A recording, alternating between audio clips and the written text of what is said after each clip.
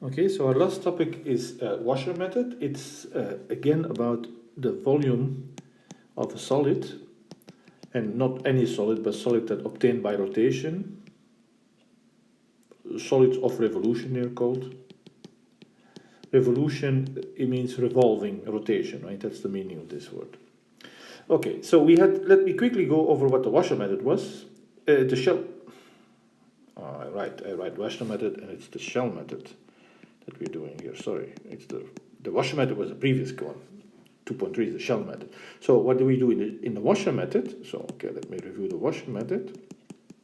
In the washer method, we had say two curves on an interval AB. We call this f top and f bottom, and then we would rotate this thing here, and to understand what happens, we make a strip here, but we have this strip here, in strip of integration, that we would rotate around the x-axis, and what we get is, well, the outer one is a circle, the inner one is also a circle, and of course the strip has a certain thickness, right? As this, if we rotate around, we get a certain object, something like this, which we would call a washer. It's basically a coin where you take another coin out. And then the formula, how did we get to the formula? Well, we noticed that when we in cross section, if we make a cross section, we get this circle in which we take a big circle, which we take out a smaller circle. And what are the radii of these two circles? Well, this was the f top of x, that was the radius of the bigger circle, and the radius of the smaller circle was f bottom of x. Okay, so the radius of a circle of the top one is f top square, and the radius of the bottom one is f bottom square.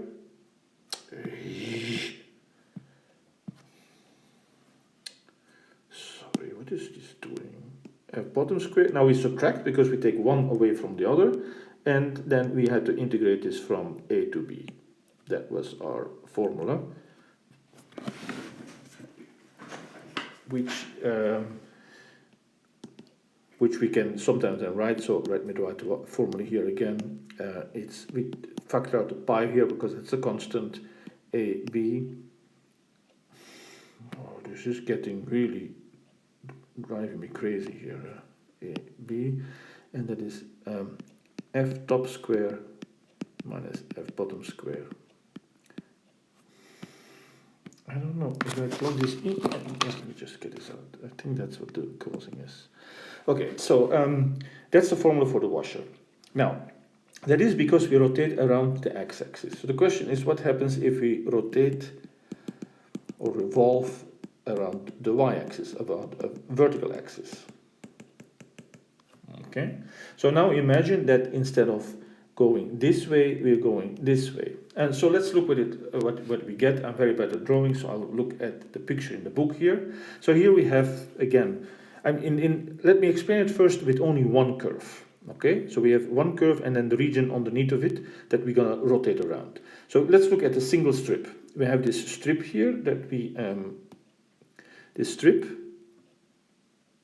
Now we flatten this strip, of course, okay, and then we rotate this strip around. So this strip is located at position x. What's the height of the strip? F of x.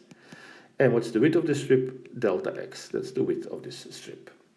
What happens if I rotate it around this axis? Well, you see here the blue in the second picture, this blue guy here, that's what we get is something like, yeah, what we call a shell. So this object is called a shell.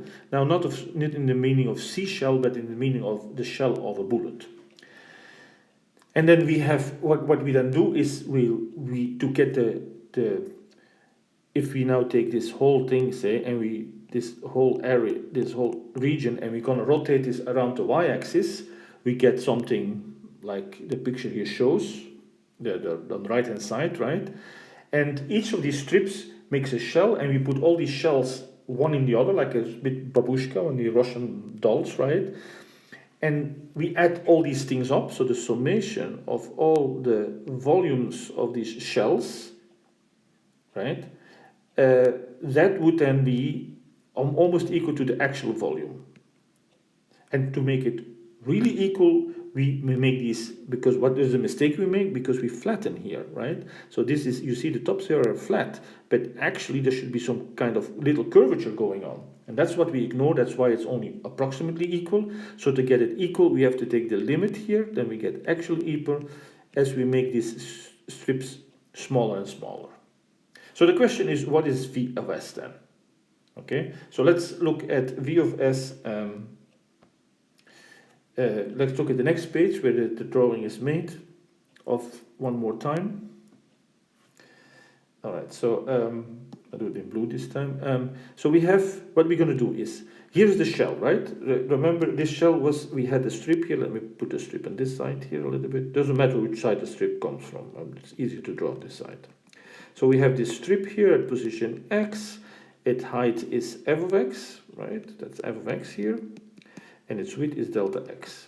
Okay, so now we rotate this around, we get this kind of shell. I'm going to cut the shell. Here's the cut line. So I've cut it vertically down with the shears or something like that, okay? And then you lie it flat. This is what you do here. We have put it flat down. Now let's look at all the, what we get is kind of a box, right? It's not really true actually. This is even misleading a little bit the picture, because if you cut this open, you have to think about it. The outer wall of this shell is slightly bigger than the inner wall, right? Because it's on a slightly smaller radius.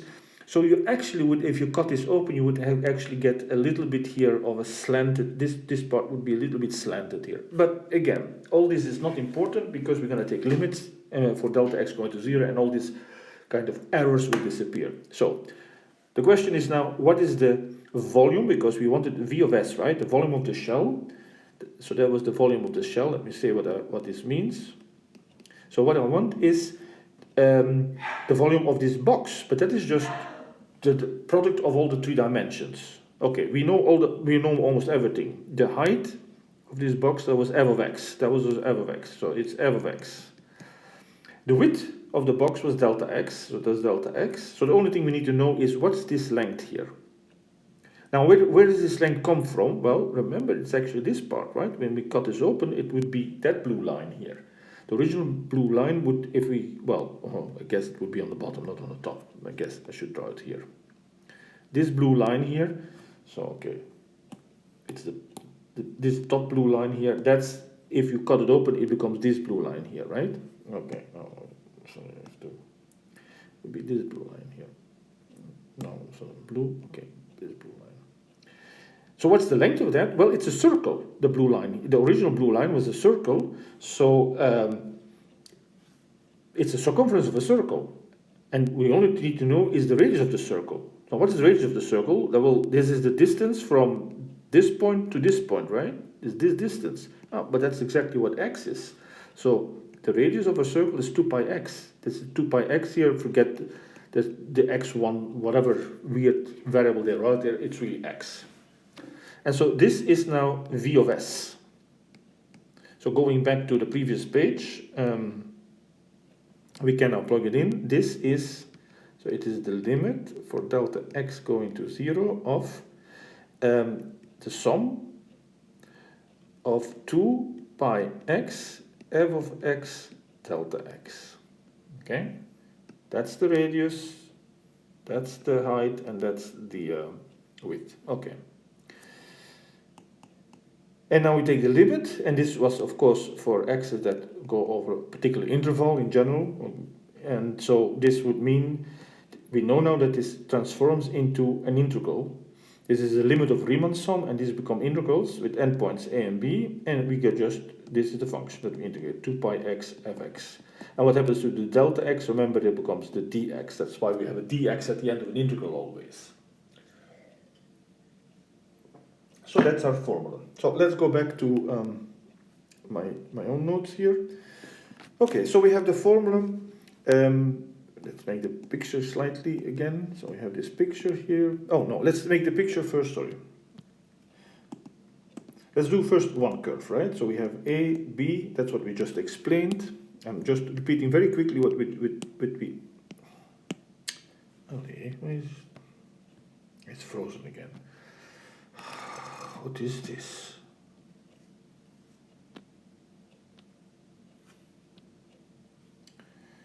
Okay, so what I was trying to, oh yeah, so we have this strip here that we have flattened. We rotate this around the y-axis. We kind of get this shell. I'm very bad at drawing, so I'm not. Oh no, that's not how it works. Sorry. So the shell goes this way. That's the bottom of the shell, and then the top of the shell here. Okay, and we have this side here. Okay, and we said that the volume of the shell was 2 pi x fx. Okay, we have this height here is f of x, and this distance here from the shell to the, or let me do this in different color. The distance from the axis to the strip, that is the radius of this circle, and that is equal to x. That's just x, right? This is just the value x here. So that's why the 2 pi x comes from. This is the f of x. And then we integrate this. So dx from a to b. And we can, so this is the formula for the volume. And we can take out the 2 pi, and we get a b fx. X fx, sorry, x. So this extra x, of course, that cannot be brought out because it's a variable. So we have x fx dx. That's for when we have one curve. So let's look what happens if we have two curves. Oh no, let me do first an example of this. Let's do first example, and then we'll explain what happens if we do two curves. Okay, let's do a simple example first. Here is my favorite parabola. This kind of, let's do from 0 to 1. Now if I rotate this around the y-axis, what we get is kind of some type of ashtray. Okay, so let's calculate the volume of this ashtray. The volume is given by 2 pi, 0 to 1. These are now the endpoints, they were given to us.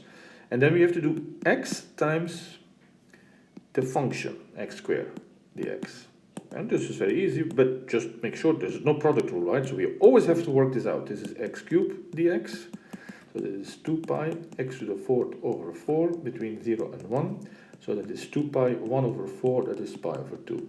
Okay, kind of strange that this ashtray would have a volume of pi 2. What are the units, you might say? Well, in mathematics we have no units. So, but of course in physics, if your units would be, say, meters, then this would be pi square meter square. Pi over 2 meter square, because we have a meter cube. Sorry. Now I'm saying it. It's a volume, so it would be cube, right? The units would be cubes. But in mathematics, we have we call it unitless numbers. Let's do a slightly fancier example. Let's look at the ex function, e to the x, and let's do from 0 to 1. And so I'm going to rotate this around, so we get again like a shallow ball or something, a very shallow ball. Okay, so let's find the volume of this thing.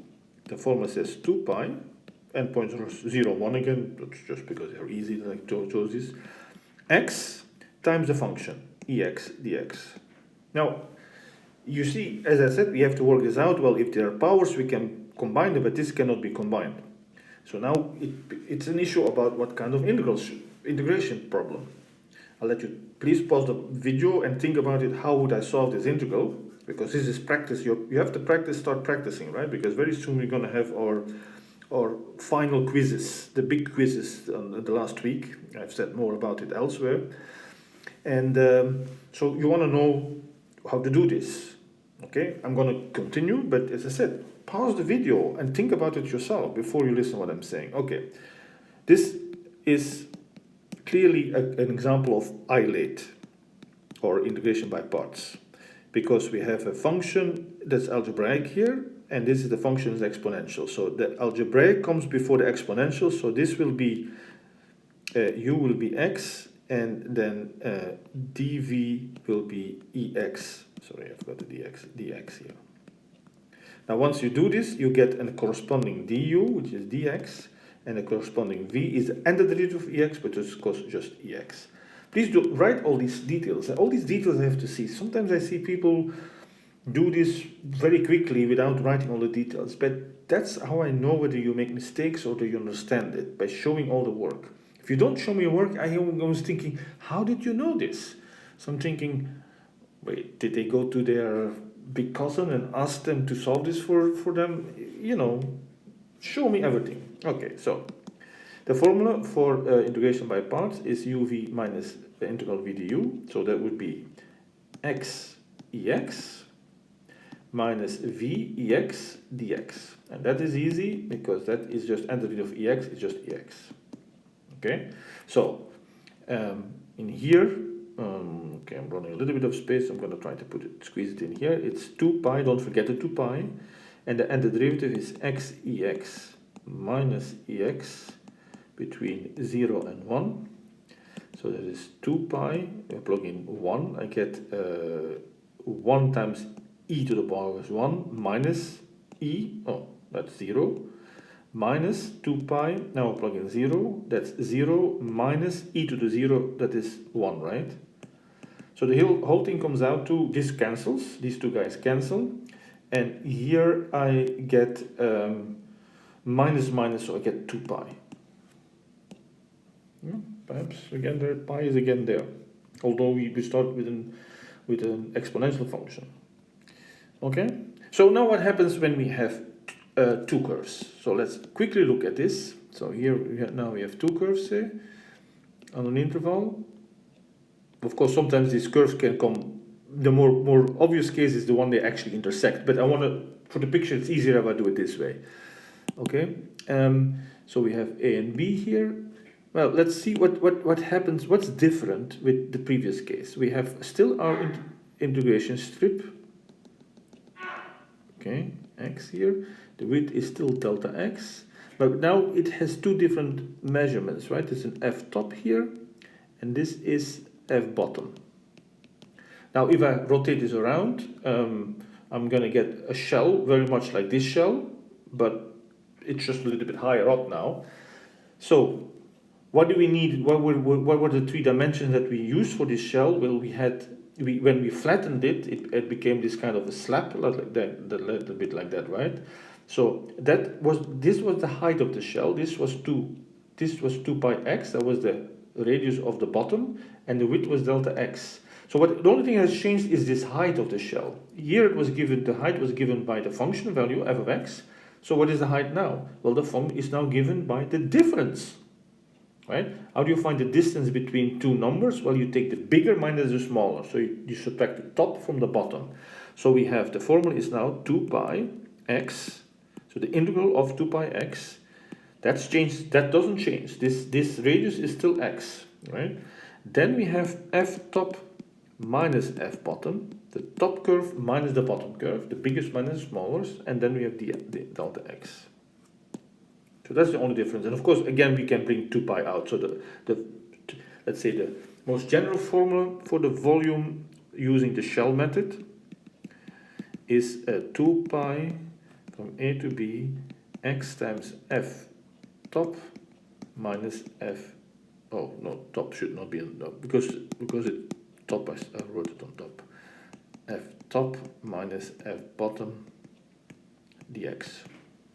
Okay, which is, don't confuse it, therefore, with this one where we took the squares and we subtracted. Now we just subtract them. So, okay, let me see here. I have an example that we can do quickly.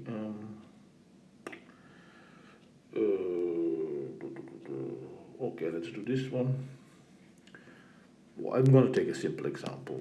Let's take... okay, let me write down how the question would be, right? So, find the volume. So the volume of the solid obtained by revolving or rotating, revolving around the y-axis. So that's, of course, that's where you have to now pay attention to in the question, right? Is it the y-axis or the x-axis? Around the y-axis of the region bounded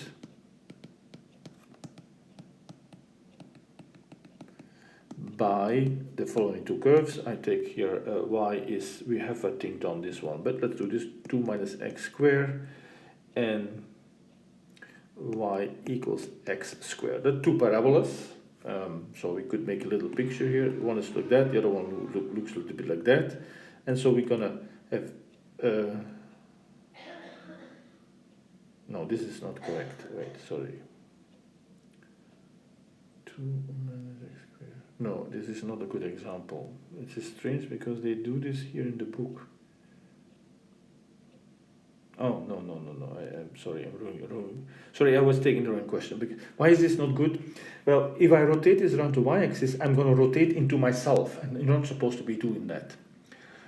You can do that, but you get basically two different things, right? So everything should be on one side of the rotation axis. Otherwise, you get you imagine what happens, right? If you would rotate it, you would kind of all of a sudden block yourself, so to speak. Okay, so that was not a good example. So let me take an example here. So okay, let me erase all this. Let me make up my own example. Let's do y equals x to the third minus plus 10, and y equals 2x squared plus 10. Okay. All right, so what is different? Well, the only thing that we have to pay attention to is y-axis, and that tells us it's the shell method. And if it said x-axis, it would be the Washer method. So we can do both. Okay, let's work out both and see that there's a difference. Okay, so we do first the y-axis. So step 1, intersection points. Because we have a region, we don't know what the interval is. Here we had an interval in the original, in the first question here. Where was it? Right, in this thing I gave you 0 and 1 as the interval, right? So intersection points, x cubed plus 10 equals 2x squared plus 10. 10's cancel. Don't be careful. Don't say, oh, the x squares, I can scratch out the x squares. I can divide both sides by x squares.